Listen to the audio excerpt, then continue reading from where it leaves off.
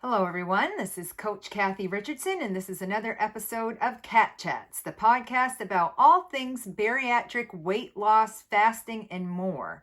I've lost 150 pounds, and I'm here to help you meet and maintain your weight loss goals too.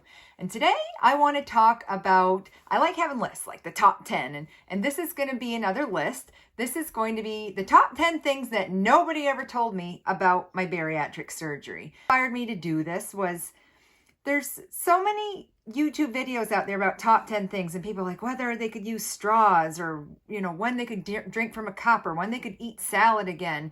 And maybe I'm a little bit deeper of a person, but my things that I wish I knew went a little deeper than straws and gum and cups and salad. Let's just get to it. So the first thing that I wish somebody would have told me, and maybe I should have called this like the top 10 biggest lies about bariatric surgery, I don't know. But one thing I was definitely told that is definitely not true was that I would never get hungry again. And that is absolutely not true. I think I was hungry like the second day after surgery. And there's head hunger, and then there's actual physical hunger, there's hormonal hunger, there's all kinds of hunger that we're going to experience. But if you are a pre-op, or if you're even considering bariatric surgery, just know that hunger never goes away forever. That is not true. And the sooner that you learn that you're going to have to deal with hunger again, the better off you're going to be. There's no point in lying to patients and telling them that you'll never be hungry again. Okay, I was legit told that. You will never be hungry again. It's just not true. You're going to experience hunger again. It will be reduced, certainly the first 6 months after surgery. The portion of the stomach that's removed during the VSG surgery, or even the portion that is manipulated during gastric bypass or SADE or duodenal switch. That definitely does affect the ghrelin hormone production, which is the ghrelin gremlin is the one that tells us that they're hungry. That's going to be affected. But to think that you will never, ever, ever be hungry again is just not true.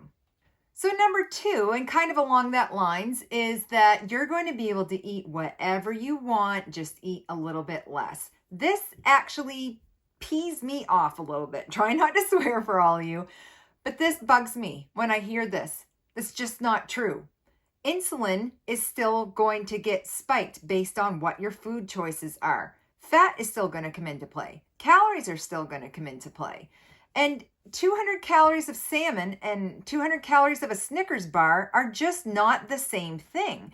And so if you think that you can just maintain a certain caloric load, but within that caloric load, eat whatever you want to, and you're never going to have to think about nutrition or your weight ever again, it's just not true. It's a big lie, big red flag. If you hear that, start questioning people. The third thing I wish somebody would have told me, and it really doesn't get talked about a lot because I think coming from I'm still currently a hairstylist, but I'm not a practicing hairstylist, but I do have my esthetician degree and I do have my hairstylist degree, but we don't talk about hair loss enough. I've done a whole YouTube video on hair loss already on my YouTube channel, Down 150 Pounds with Coach Kathy. If you haven't checked that out yet, go ahead and check it out.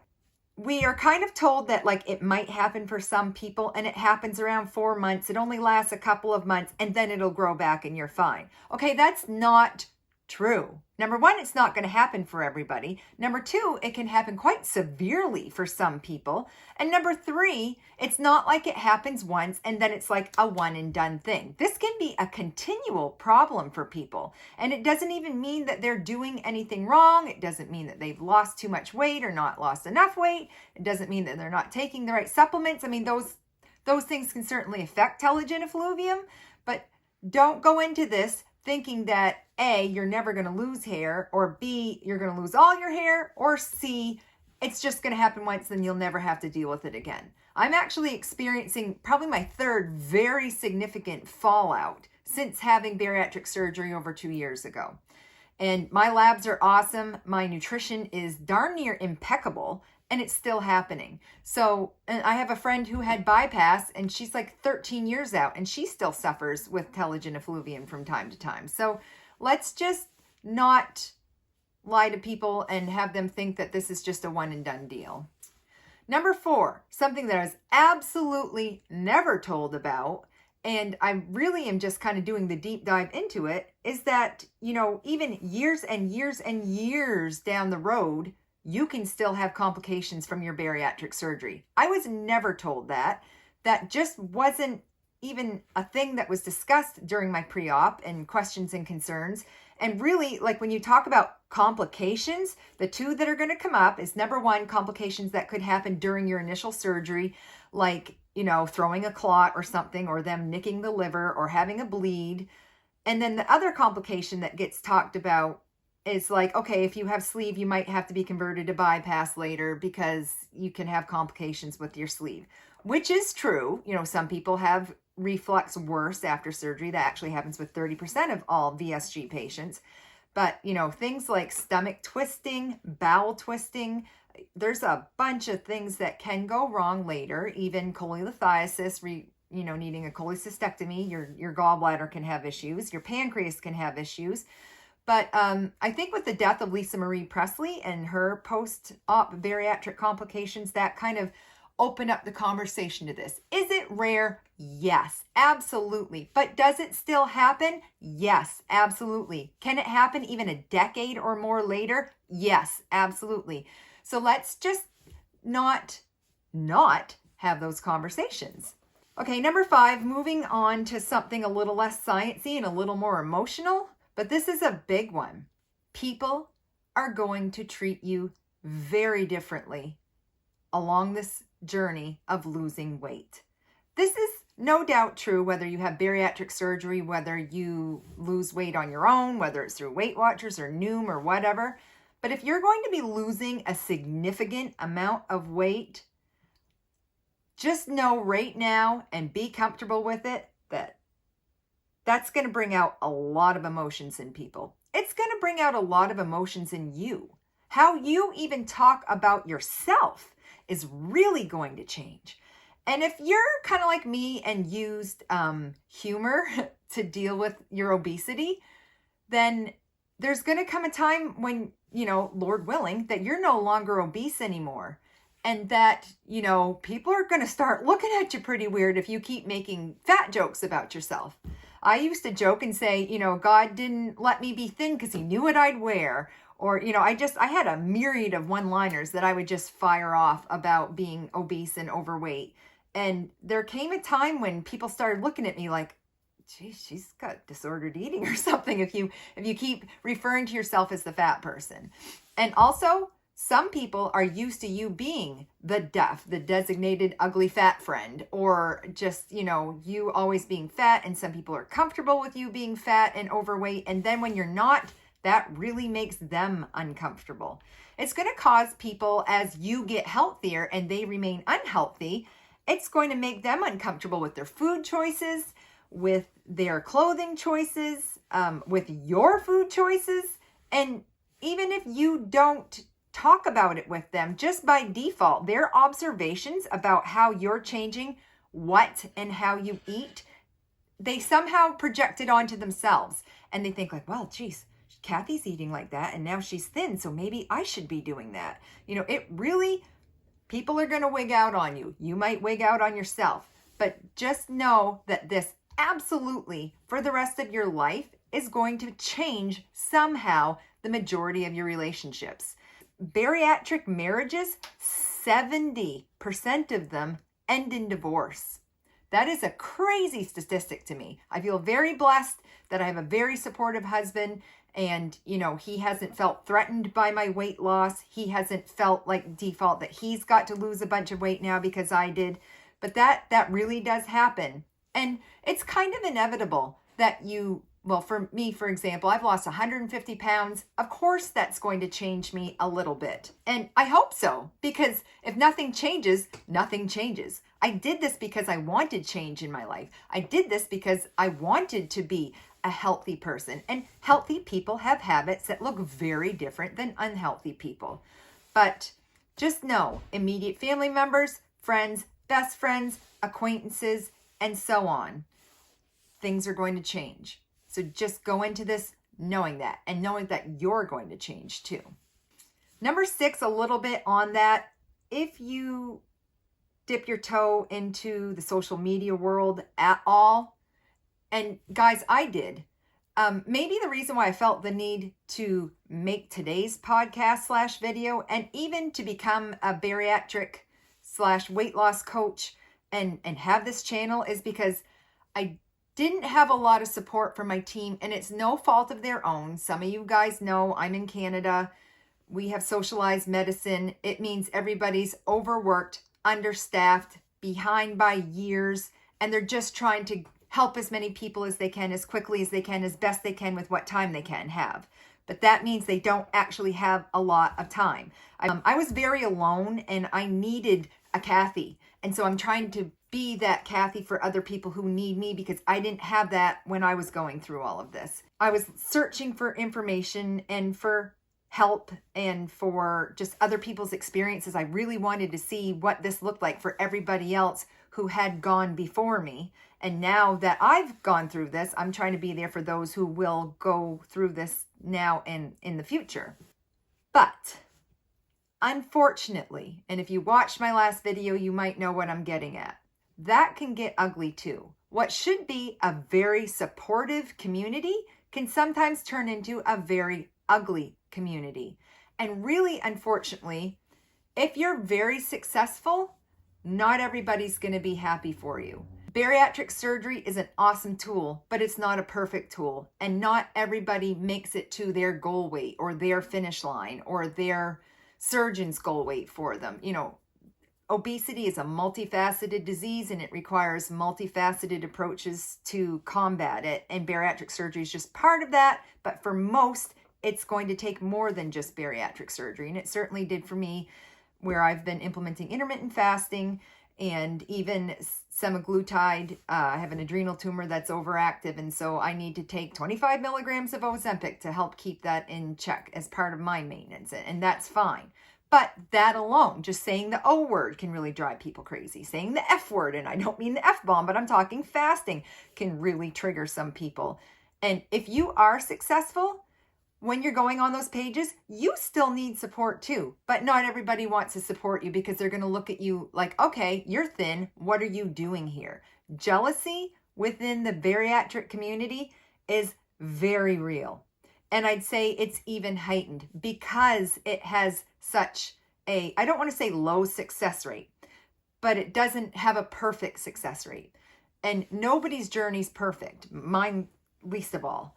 Having said that though, because when people look at me now and I'm not obese and I'm still on there asking questions and talking about things, some people make me feel like I don't belong there anymore. And some people are outright just mean and jealous, and that's not okay. So bariatric community, let's do better, number one. But number two, just know if you're going into this, that if you are successful, not everybody's going to be happy about that. And that's really sad.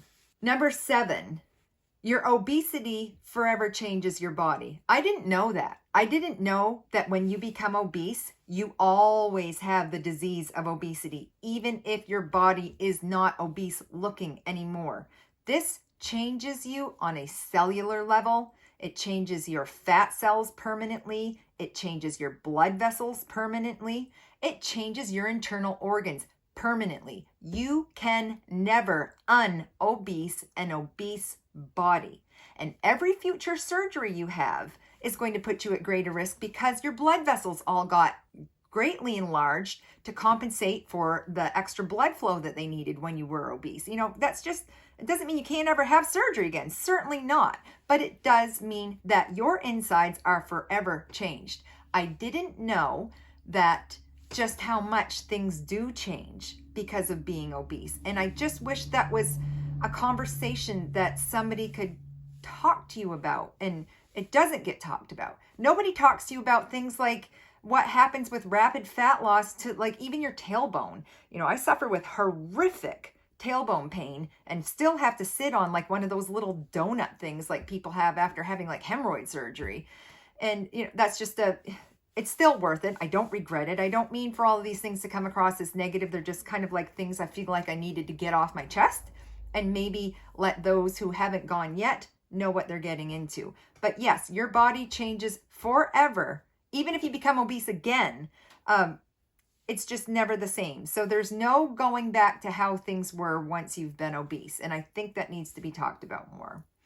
Number 8 is probably my biggest pet peeve, and there are a few, but this one drives me bonkers. And it's that nobody talks about what to do once you've reached your goal weight as far as your calories from here on out.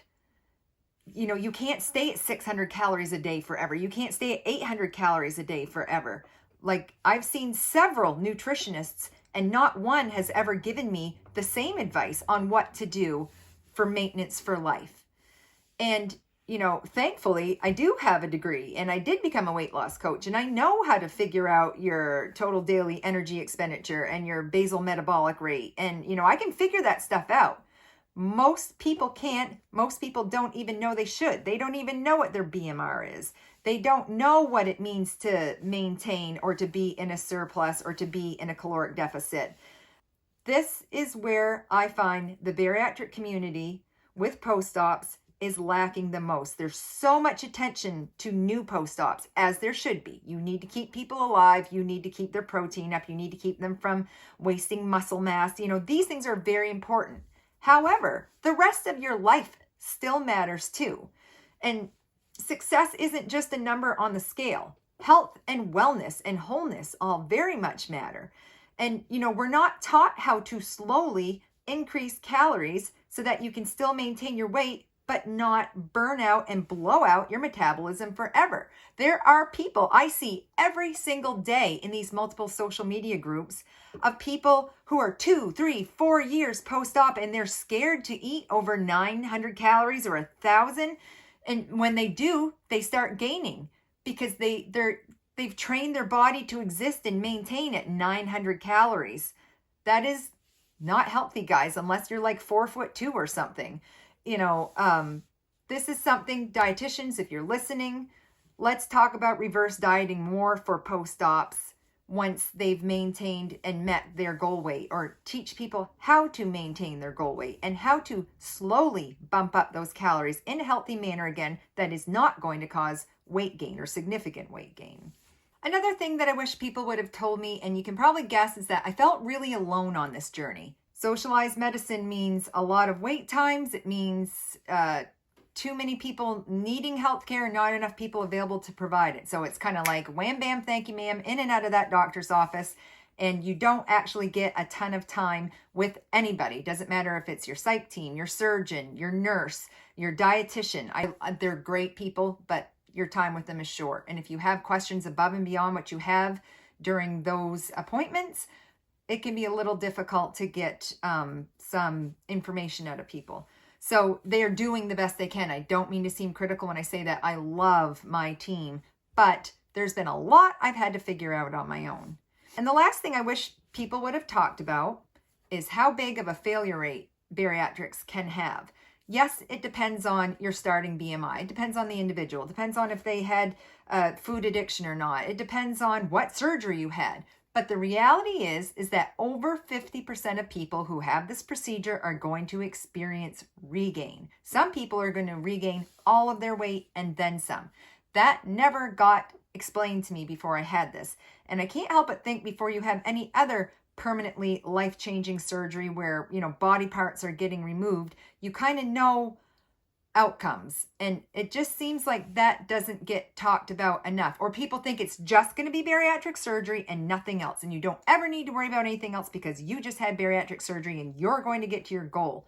9 times out of 10, I would say that is not true. I was so disheartened when I did go onto social media because, like number 9 said, I felt like I was on my own.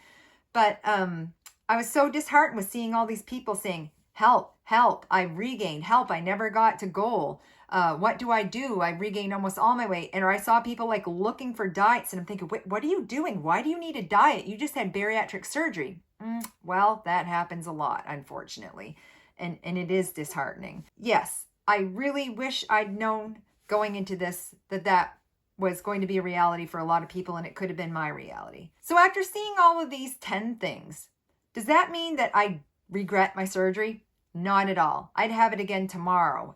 Even if I didn't have results as good as what I've had, I still appreciate and am thankful for my surgery, and I want to be sure that that's coming across loud and clear. Do I think I could have lost this weight without my surgery? I do get asked that a lot. Yes, I absolutely do. It just would have taken way, way, way longer. And the condition that my health was in, I don't feel like I had that much more time. And that time was on my side. You know, I'm a little bit of a special snowflake. I had like 6 underlying health conditions, a boatload of other things going on besides the disease of obesity. But do I think it was possible? Absolutely. It just would have taken a lot longer. That's all bariatric surgery does, is it expedites that weight loss for 6 to 12 months. Some people stall out at 6, some people make it to 12, some people even lose a little bit into 18 months. But the reality is you've got a finite amount of time. Okay, my phone keeps dying, so I'm going to sign off. I hope you enjoyed this cat chat. Hit like and subscribe, and we'll talk to you again.